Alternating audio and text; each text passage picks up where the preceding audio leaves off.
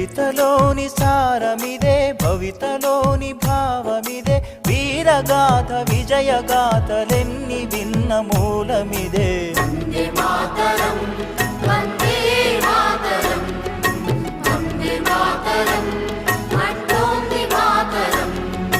వందే మాతరం వందే మాతరం వందే మాతరం అంటోంది మాతరం.